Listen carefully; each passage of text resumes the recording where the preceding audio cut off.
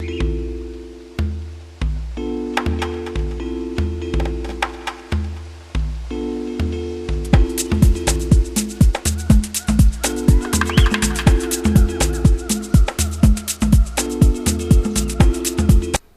you're watching The Luna Show, and this is a special treat because we have Tracy Africa. This is the 100th show, and I'm very excited. Tracy Africa is somebody who has broken barriers, who has been a part of the fashion world in the 1970s and 80s in New York and Paris, a paid working model. And she was a part of the scene and at a time where, we only hear stories about. So you're about to hear the stories of Tracy Africa, and I hope you enjoy. This was an honor because Tracy Africa is one of those mysterious ladies from our scene, and to even get Tracy to come out and speak, it's just a wonderful thing, and I was really, really nervous and excited. So I hope you enjoy this, and please cherish this because this is a rare opportunity to get an iconic figure like Tracy Africa to come out and say anything. So thank you, Tracy, for this experience, and I hope you guys enjoy the show. Hello, Tracy Africa. How are you? I'm good. I just want to take this time out to thank the ball world for showing me so much love over the years. And I don't understand why I'm a legend and now an icon, but it is the highest compliment that anyone has given me, and I so appreciate.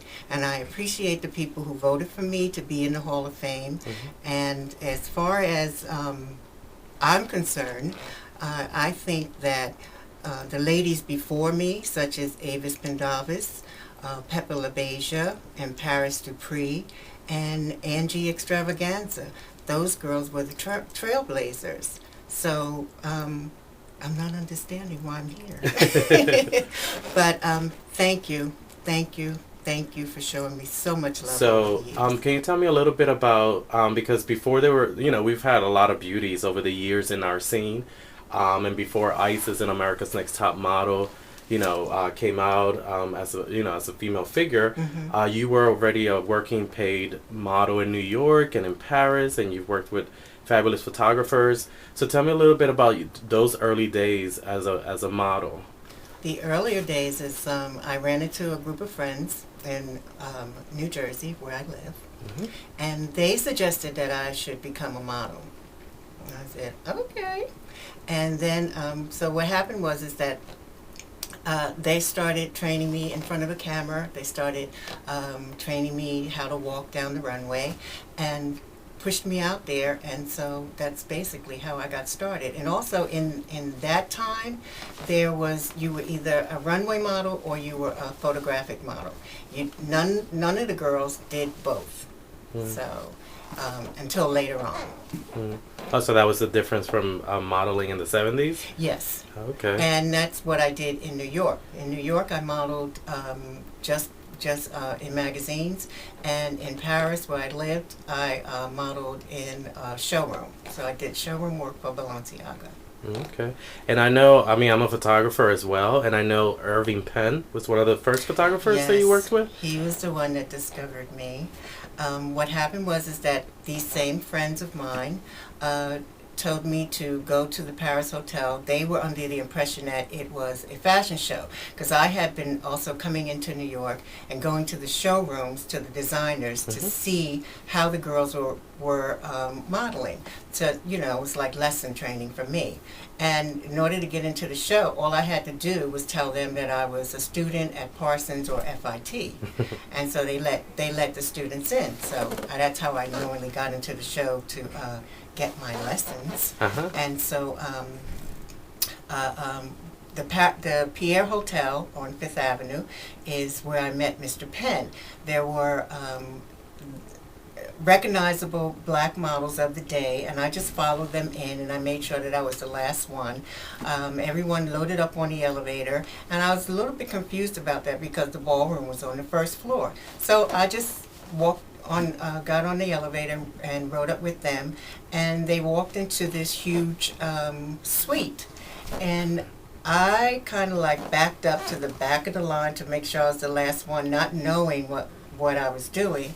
And everybody got interviewed before me. I was the last one.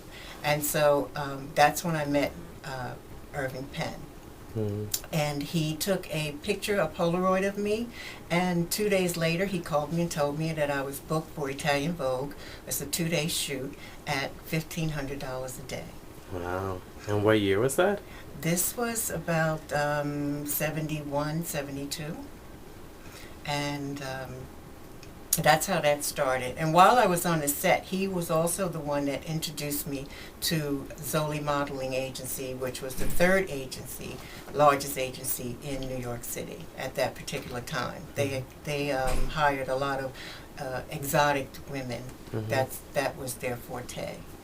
And while I was on the set, he looked into the camera and told me, he literally told me in front of all the other girls, he told me that, Tracy, if you lose weight, you can make a lot of money in this business.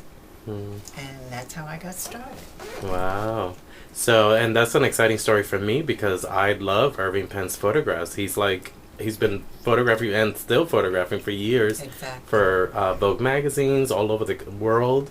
So that's an exciting story. He's like really an iconic photographer himself. Exactly. It was an incredible shoot that day because it was on such a high professional level. There were makeup people, there were hair people, there were stylists, there were the people from Italian Vogue was there, and the lighting system in there was incredible. It was like this giant boom light that they had that photographed us. It was really a beautiful day. That's amazing. And you weren't even prepared for it, and look what happened. No, wasn't prepared. But then again, you know, when you're young, you're naive, and there's no fear. Yeah. You know. So in the film How Do I Look, you say you were exposed and those doors were closed as a model. Why were those doors closed? Did the fashion industry do that, or was it because the connection of ballroom, or? No, there was no connection with me for ballroom. What happened is that I had been working for Essence magazine for like 5 or 6. They had booked me for 5 or 6 bookings, and around the 6th booking, I had been working with 2 hair people, and it was Andre Douglas and his assistant. On that day, they were shooting the holiday issue for December. And so they wrapped me up and beaded my hair, and then they wrapped me up in this Egyptian blouse, and everything was going great. Then suddenly the assistant came in, and when he came into the door, the whole vibe changed. It was like him and Susan Taylor were to the left of me. And normally when I'm in front of the camera, I have tunnel vision. So I don't see what's on the left or the right, but what was going on over there was like this negative feeling that was coming on, and so I couldn't concentrate with the photographer anymore. Now, he had taken already 2 rolls of film. He was working on a 3rd roll, and I couldn't concentrate, so they had me stop and rest. That's when my world came tumbling down, because he had came to Susan to tell Susan that I was not female. Wow. I found this out later. And how did he even know? Like, Well, questioning, and he kept saying, well, he was also from Newark, New Jersey also, but he seen me around but couldn't place me, especially when I got, started working. He just could not place me, and he was asking me all kinds of questions, and I was being very evasive about, the questions that he were asking me. So he just put 2 and 2 together. He asked around town to different people that knew me from my hometown, and I guess they confirmed it because he couldn't wait to get to Susan when they found out that I was doing a holiday issue. wow. So that's when it all stopped for me. And did your whole modeling career stop, or did you say, you know what, let me go somewhere else? Did you go to Paris and start working there? Or? My whole modeling career stopped here in New York. After that, Susan called Zoli, my manager. All kinds of hell was being raised, and so they no longer wanted to use me. So about a year and a half later is when I took bought a one-way ticket with a girlfriend of mine on a standby trip to Paris on TWA. And basically that's all the money we had on us. And when we got there, we got a hotel, and then we started trying to get work. Wow.